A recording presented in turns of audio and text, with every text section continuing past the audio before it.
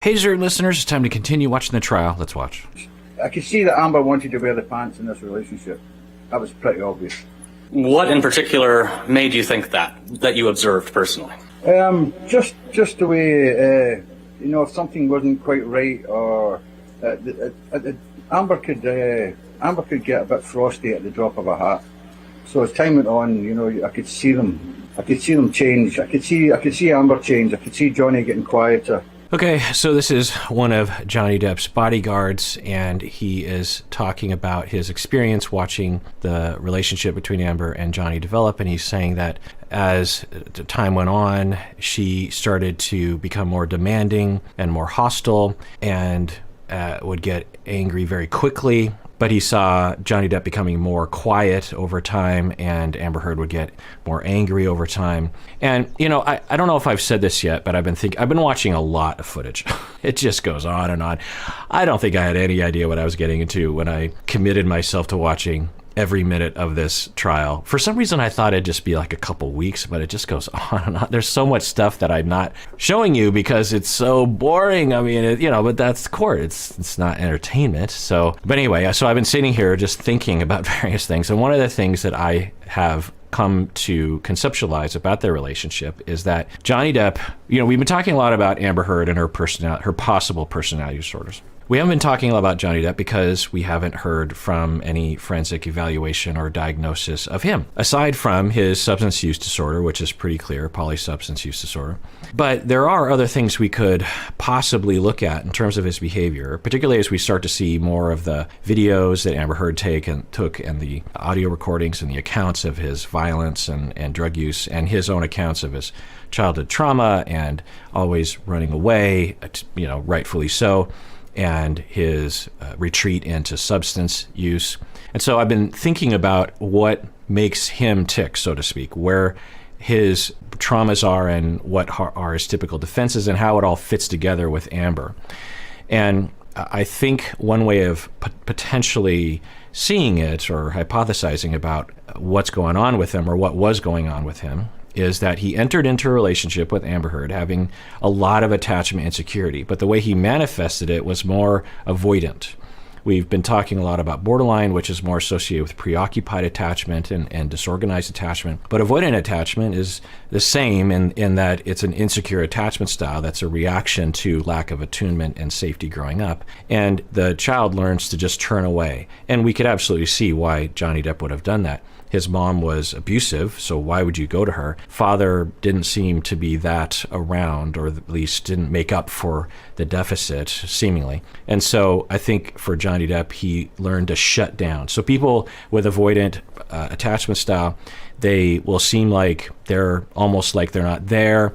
Whenever there's any conflict, they tend to walk away in their mind, if you will. They'll just distance themselves from you. They also can become very independent because they learn at the age of 2 that they can't really depend on other people.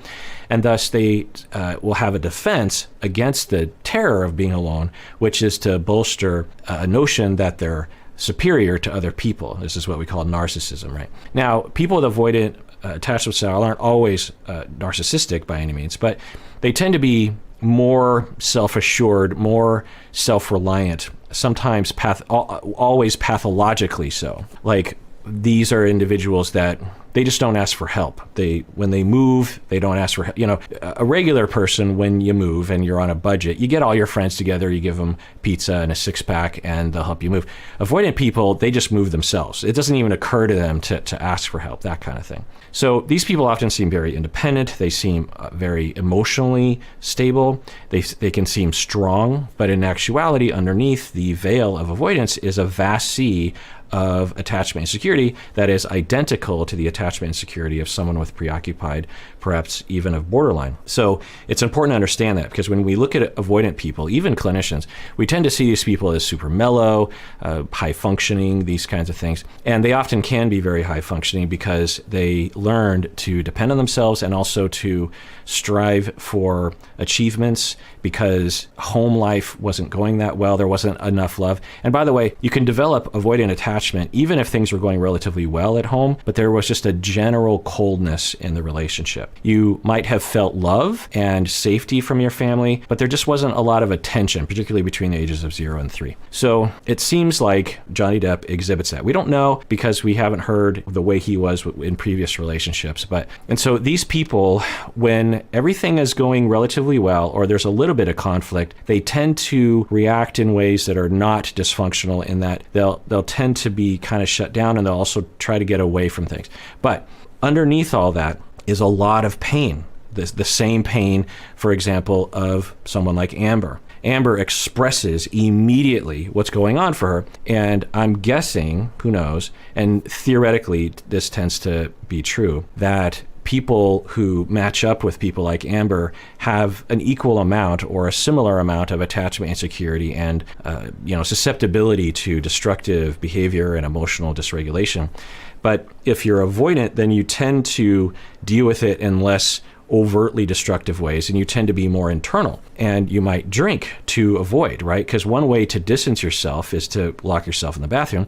Another way to distance yourself is to drink and drug, and because you just become completely zonked out, right? So I think as their relationship became more intense, meaning that they were closer and more dependent on each other and more vulnerable to each other, they started to trigger each other more and more. She started to have her reactivity, which we know very well at this point.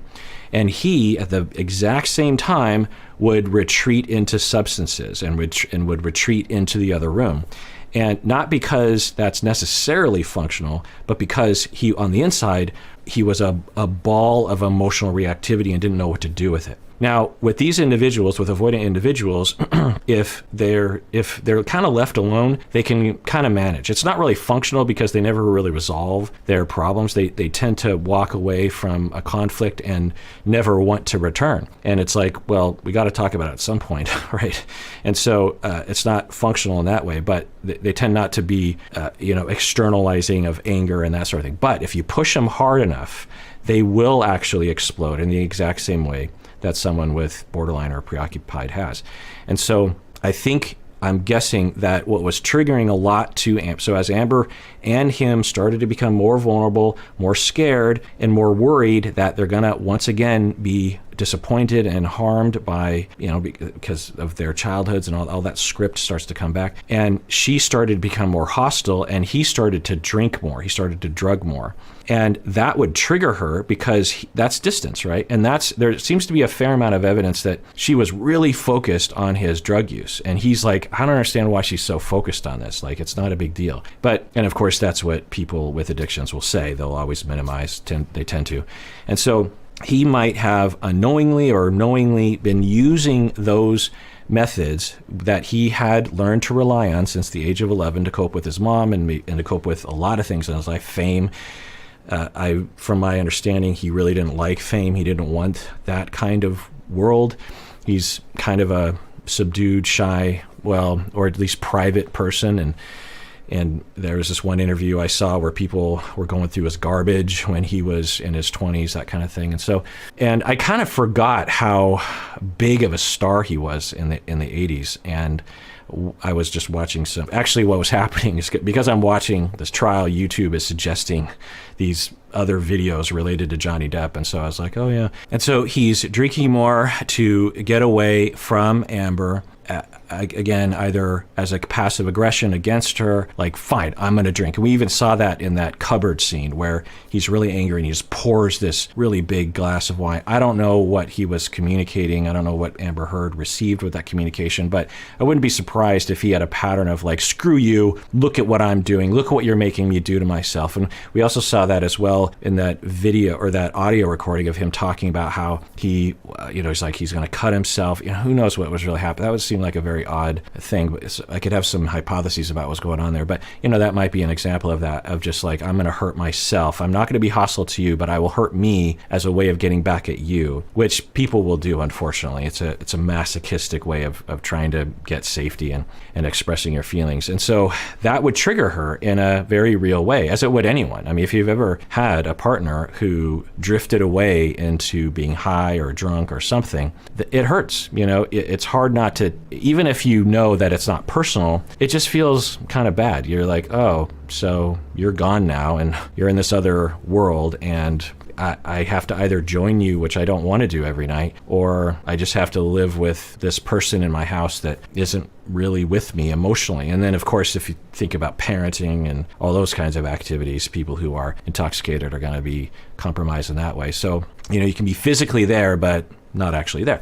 And so at anyone, they'd be triggered by that. But if you have Amber Heard's issues with her childhood traumas, it would be particularly triggering. So then that begins the cycle, right? She gets triggered, she gets hostile, he drinks to back away, he separates himself, that triggers her, which makes more hostility. And I think that, again, the thing to emphasize here, the new thing, because I've said this before to some extent, is that so here's the point, here's the new part, is that he would occasionally blow up not out of his own defensiveness, sometimes probably like a legit defense against her. Like he talked about this one time where she was hitting him and he grabbed her to stop her from doing that. And there was some incidental bump against her nose, and she claimed that he had broken her nose, and he saw the tissue, and it was nail polish. Who knows if any of that's true. By the way, another side note is that when you have a physical power differential between partners,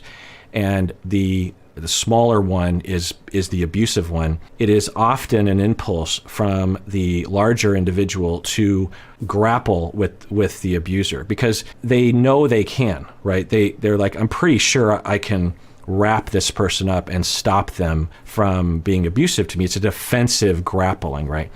And often this is what will get the victim to be blamed for abuse, right? Because when you're doing that, you might accidentally hurt them, right? Or even kind of legitimately, you might really squeeze them because you're trying to, they're hitting you. They might even have a weapon, and if you can't get away from the person, then you try to stop them. Or another example is, and I think Johnny Depp talked about this too, who knows if any of this is true from him. And the more I hear, the more I'm like, I don't know if his stories really hold up necessarily, but who knows? I think he said that she was blocking him from leaving. This is when he was saying he was done. And he grabbed her and put her down on the bed.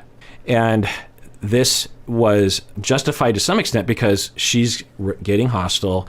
According to him, there's a history of being abusive to him. And so he has every reason to be, I need to get out of this room. And even if I can defend myself, we don't need any kind of altercation here. So he has every right to move her aside, but he moved her aside and then sat her down. Do we think that she just went, oh, okay, and he probably really forcefully, maybe even pushed her, right? Now, is that justified? I don't know, maybe, because you're imprisoning someone and giving a physical threat to someone, which is not okay. And but who knows? So I think that his abuse, which I'm not sure exists, but there's accounts, and I think some of it is believable. We certainly saw the slamming of the cupboards, that when there were moments where his defenses of avoidance were stripped away, maybe even with a lot of substance use, he also has an inability, we need our prefrontal cortex to work so that we can actually use our defenses to defend ourselves and to have it be orchestrated well enough. So he's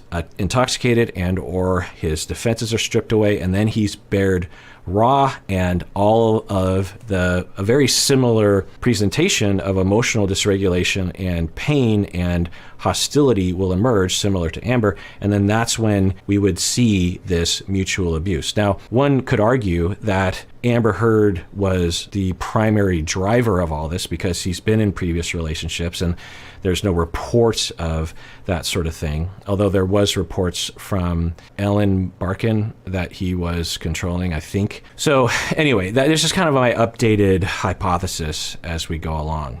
Amber had her back to me, Johnny's sitting across the table, and there's a bit of bickering going on. I can't hear because, they talk about jetcraft. I can't actually hear, and it's more animated than verbal. And I see a lighter, a plastic lighter, bounce off his chest. Boom, bounce off his chest. So right away I think, well, this is going to escalate us. All right, so the bodyguard said that he never saw any violence between the two of them. He also said that they would never do that in front of other people, or I don't know why he would know that, but okay. And then he says that he did hear them arguing a lot behind closed doors, and he characterized it as Amber Heard screaming and yelling. Then he also says he saw this instance where they're on a plane, and he saw Amber Heard throw, I think, a plastic water bottle at Johnny Depp and hit him in the chest. That's very consistent. I mean, we've heard from multiple people now of throwing beverages. It sounds silly to say it that way, but a can of seltzer water, a water bottle, another water bottle. Johnny Depp claims 2 bottles of vodka. Then you start to wonder, is that something? I mean, I guess it's easy to throw. Those are probably laying around often.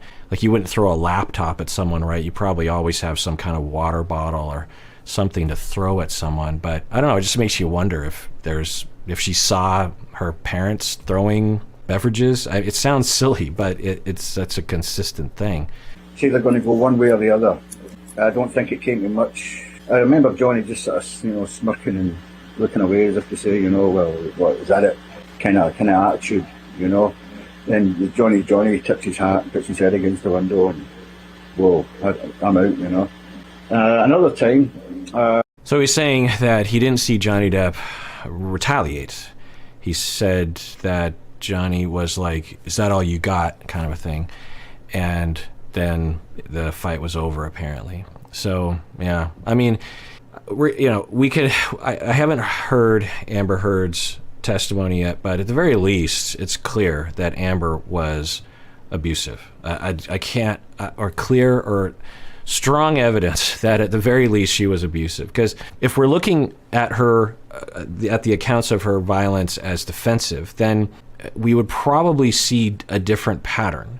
We might still see these kinds of reports, but we would probably see a different pattern where he would stand up and then she would throw the thing at him, right? Because there's a threat there of him standing up, or him verbally threatening her, or walking after her and then she throws the thing at him.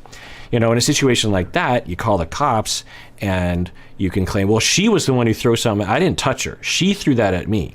And then you can say, like, oh, well, let's lock her up. And you're, no. She, if you know the full context, he was threatening. He has a pattern of abusing her. He was chasing her, and then she threw the bottle. But the accounts that we hear, none of those kinds of elements are present, where she seems to be defending herself with these objects. And of course, when you match that up with even the recordings of the hostility in her voice.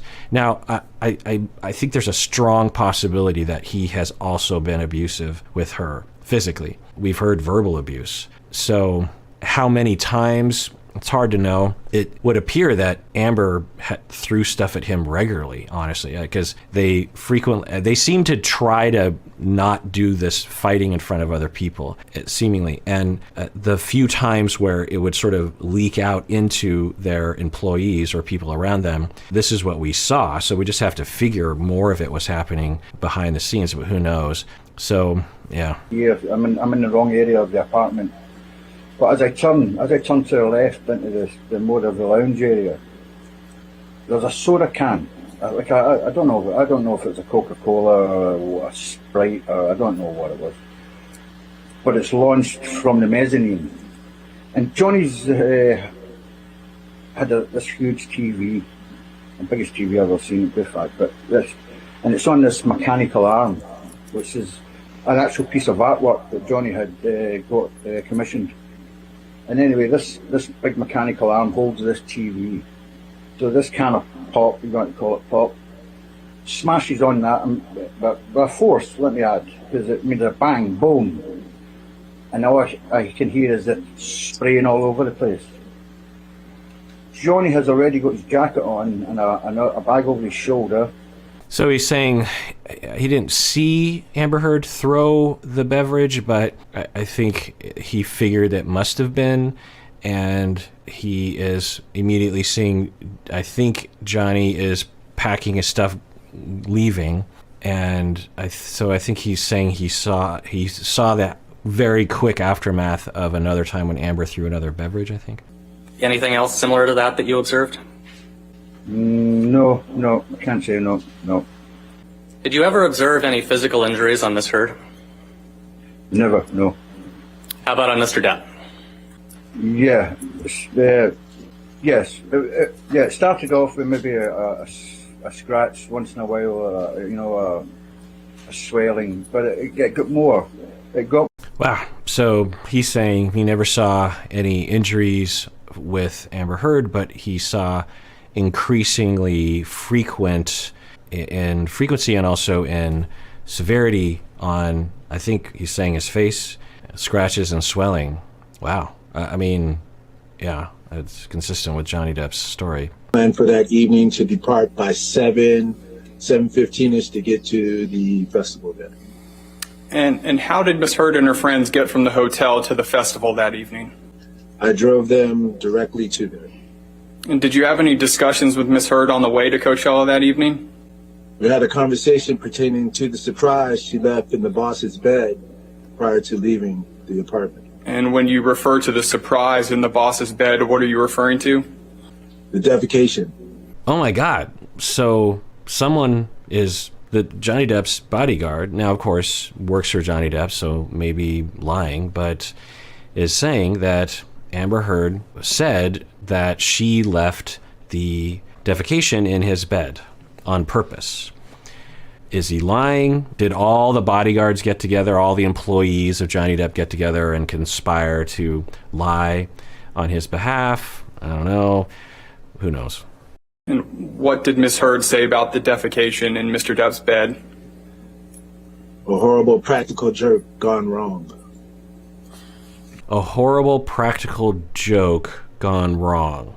That's what his memory is of what she said.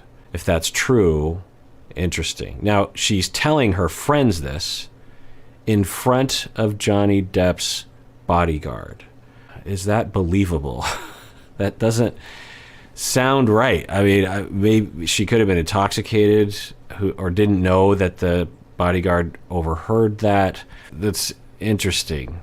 You know, you would think, given Amber Heard's other behavior, that she wouldn't say something around him, but who knows? And then even the way he described the way she said it, it sounds a bit funny, but I don't know. Let's take his word for it, and we have confirmation. Now, what does that mean? Nothing, really. I mean, in terms of this case, well, I guess it would mean that if she testifies that she never did that, it could throw doubt on everything she said, because if she's a liar once, then maybe she's a liar 1,000 times. But the behavior itself, I've seen worse behavior, non-abusive behavior, from people as they go through divorces. If you've never been through a nasty divorce, you don't know what you're capable of.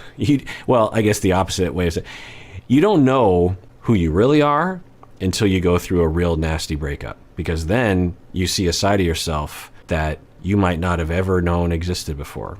Maybe to the point of leaving a grumpy in someone's bed.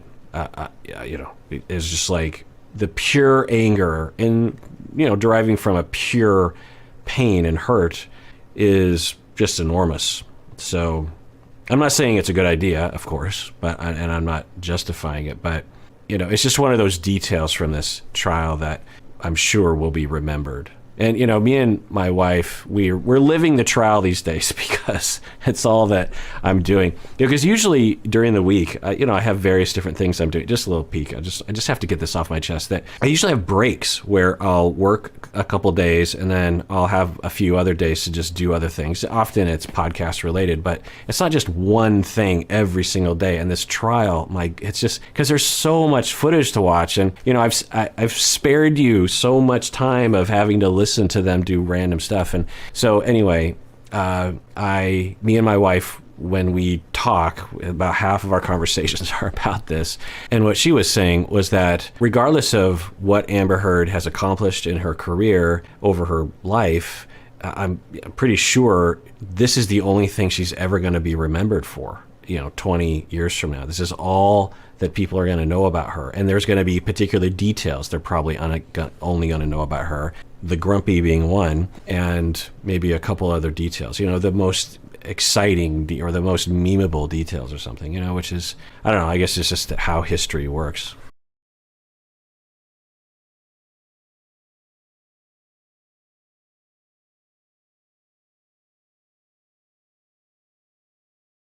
All right, so this is a video from the elevator, I think inside the penthouse apartment building that they lived in.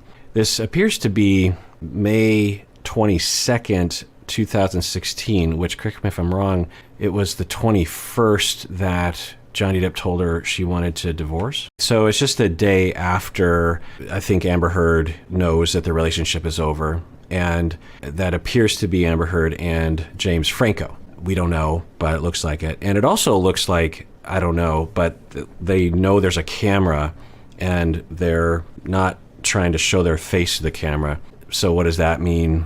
Because if it was no big deal, then presumably you would think you would just show yourself, but maybe they're just trying to avoid paparazzi or something. I can't imagine what it would be like to be them in that regard. And there's allegations that maybe she was cheating on Johnny Depp with James Franco and possibly with Elon Musk. We saw that notation in Dr. Hughes's notes. On the page of intimate relationships, she had Elon Musk and James Franco off to one side. So who knows what that means exactly. I wouldn't be surprised if there was, at the very least, some level of romantic support, if you will, at the end of the relationship between Johnny Depp and Amber Heard. That's not uncommon, right? As you're starting to fight, and your resolve to stay in the relationship starts to wane, it's not uncommon, at least, to have the door ajar to beginning another relationship. Now, of course, some people just swing the door wide open and will cheat because, of course, you want to tell your partner it's over, I'm going to be with someone else before you do that. But it's a pretty common situation where people will overlap relationships. I'm not saying that that's what's happening here. The other total possibility because I heard people talking about this, is that they're friends and maybe they have a little bit of flirtation, but she's going through a really tough time. Maybe he was too, but at the very least we know that she was going through a very rough time, and he is there presumably to support her. And so he was the one who put his head on her shoulder, and then she kind of responded. What does that say? Nothing really. I have friends that if they were going through something really tough, I might do something like that and they might respond, and there wouldn't be anything beyond a platonic relationship. So, could it be a sign of something? Maybe. And what if it was? I don't think it would be that unusual for, like I said, a couple going, or did they have kind of a little bit of chemistry, but they're like, no, I'm with someone, and then as soon as the divorce is certain, they get together. Certainly that would be fine, right? Whitney had come in. They were both on the middle level, the office level. And I saw Miss Heard throw a Red Bull can from her position that struck Mr. Depp in the back. All right, we're hearing from yet another witness saying that Amber Heard threw yet another beverage at Johnny Depp and hit him. Anything else that you recall? At that point, I moved closer to Mr. Depp. I didn't care that I was in the middle of their conversation at that point. I didn't want my client getting hit with anything else. So I stood right by Mr. Depp. The verbal onslaught continued from both of them. Mr. Depp was giving as good as he got at that. All right, so he's saying that they were both verbally hostile, perhaps verbally abusive with each other. This lends some credibility to the bodyguard, who is, I think, an employee of Johnny Depp, which you always have to wonder, is there bias there? But he says that they were both yelling at each other. I think, to me, makes him more believable, because he could have left that out. He was angry and agitated.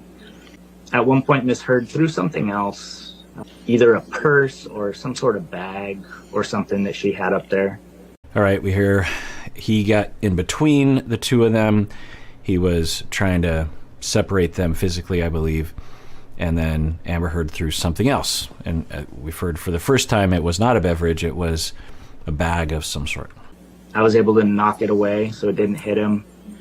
At one point, she spit at him. Yeah, and then just... Okay, so it sounds like she was I don't know, who knows, or they were both trying to get at each other or something, and she spit at him. Wow. Yeah, this is consistent with other accounts and this is actually the first witness that we've heard from, I think, where the violence is so protracted. It's like when Johnny Depp gave the testimony around her throwing one bottle of vodka, I thought, wow, I mean, that's severe. And then to pick up another bottle and do it again, and then, according to his testimony, you take a cigarette after his finger has been severed and he put it out in his face. So that shows, at the very least, the first two bottle throwing, that the individual believes that they're entitled to do that it's okay to do those things. Because when people lose their temper and they have an impulsive, violent act that doesn't agree with their moral values or their principles that they follow for themselves around behavior like this, then they won't do it again. They'll storm off. They might make excuses, but they're not going to repeat the violence over and over and over again in the same incident. And this is a witness from the outside who offered something to the court that didn't make Johnny Depp look good in terms of he was also being verbally abusive. He didn't have to include that, right? And he did. And again, it makes him credible.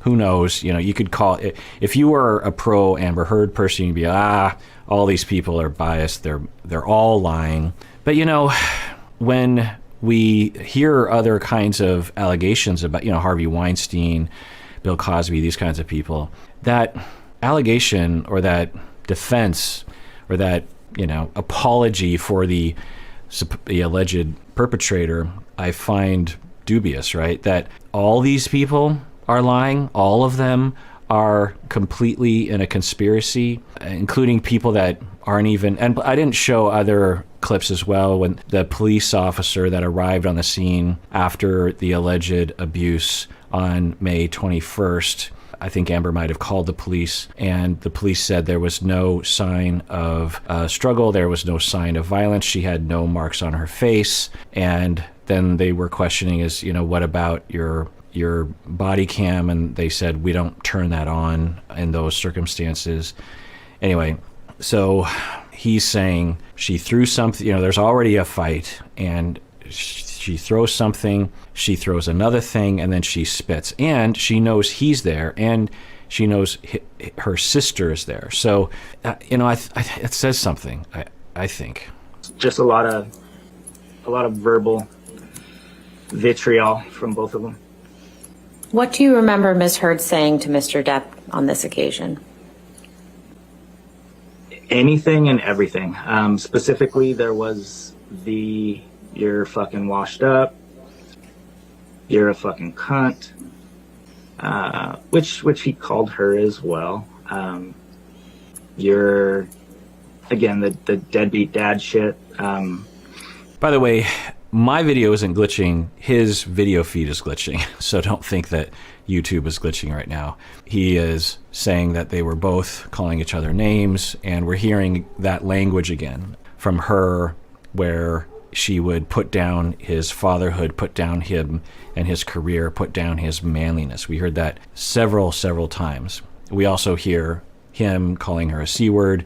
We've heard that several times. We've even heard audio of that. Pretty awful. Mr. Depp, telling Mr. Depp that we were leaving and that it wasn't up to him anymore. At that point, out of the corner of my eye, I saw a fist and an arm come across my right shoulder, and I heard and saw a closed fist contact Mr. Depp in the left side of his face. And whose fist was that? That was Miss Heard's fist.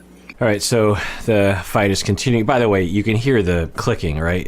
It's louder this time, but somehow it's less bothersome because I don't think it's chewing gum. It just sounds like someone going, it sounds like a pen, click, click. It's random, though, so I don't know. It sounds like someone, anyway, it just, does no one know how to turn off a mic or step? Anyway, so I won't go over that ground. But he's saying that the fight's escalating, and then he says to Johnny, we're leaving now. Like, I don't care what you have to say. We're going. You're leaving. You want to engage verbally, but we're going.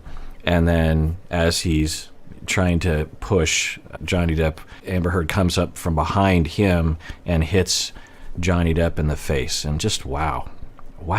Do we think that all of these people are lying?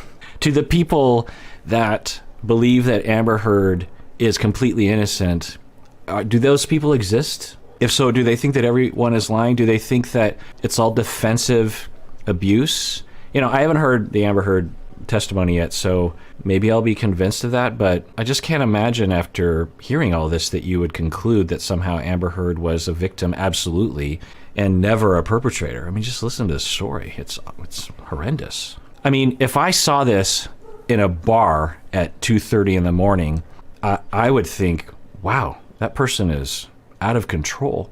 This is to your husband. Well, your sister is there and there's a bodyguard. It's completely, if she had a gun, would she have shot him? I mean, the amount of unbridled hostility and anger, and I've seen that before. You know, I've worked with people like this before, and once that switch gets turned, they'll do anything. They'll scratch, kick, spit, punch. If they had a hammer, they would hit you with it.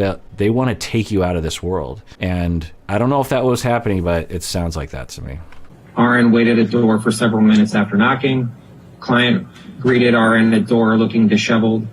Hair appeared unbrushed. Client appeared weepy and sad. Posture is slouched. Client told RN about argument with husband. RN offered emotional support, but reminded client that RN could not stay as was on duty with another client and was only visiting in order to deliver medication. Per client, she had not had contact with husband since altercation. Client had visible bright red blood appearing at center of lower lip.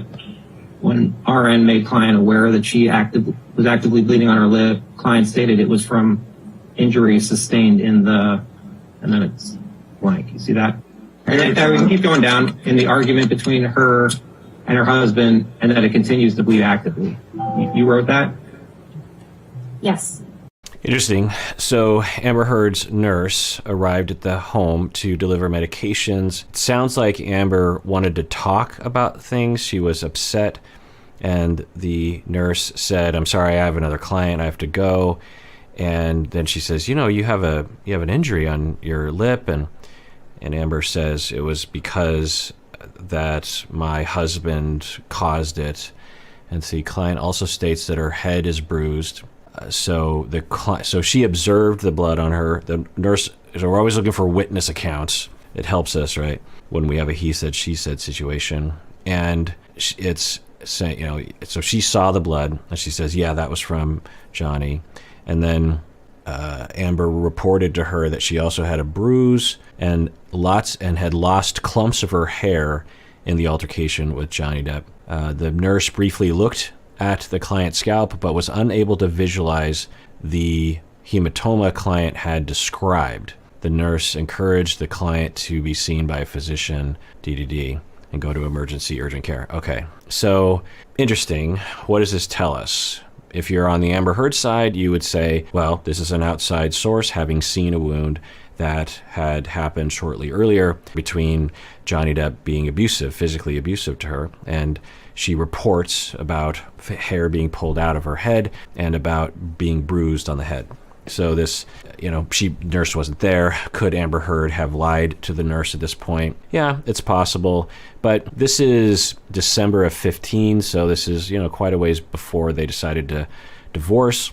Oh, by the way, we also heard someone else said that Amber Heard had been pursuing Johnny Depp well after the divorce talk, you know, after that May 21st, 2016, according to, I think, one of the agents of theirs.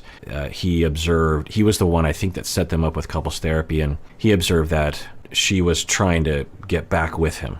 What does that say? You know, of course, if you're on the Johnny Depp side, you would say, well, then that clearly says Johnny Depp was not abusive, because why would you try to get back with someone? But statistics show that victims will go back to their perpetrator something like an average of 7 times, something like that. So that doesn't really tell us anything other than it just adds some detail. But okay, so this is a witness who saw a wound. There was an actual wound. The nurse saw the blood. I suppose if you're on the Johnny Depp side, you would say that either she inflicted that wound herself, and then when she pointed at bruises and clumps of hair being pulled out, the nurse inspected, saw nothing. What does that say? I don't know. If you're on the middle, which is kind of where I'm landing at this point, I don't know where I'll land at the end of this, then I would say there's a pretty good chance, and there's no reason not to believe, that Amber is lying about having had a physical altercation between the two of them that Amber Heard either participated in the moment or had been physically abusive to him the day before or something, you know what I mean? So if I was to take a guess, if we were a fly in the wall, it would have been another massive argument that lasted a long period of time. Well, I guess if you're on the Johnny Depp side, you would say, well, those injuries were sustained because when she would just become unbridled violence towards Johnny, that he could have been trying to defend himself and might have inadvertently or even defensively punched her in the face or, pulled her off of, or whatever. So there's that. But given some of the testimony we've seen, I don't have a hard time visualizing Johnny Depp hitting her, having that absolute rage that we've also seen from Amber Heard, but probably just less frequently or less likely to be caught on camera or video or audio or something. But yeah, pretty upsetting. All right, well, that does it for that episode. Everyone out there, please take care of yourself because you deserve it. You really, really do.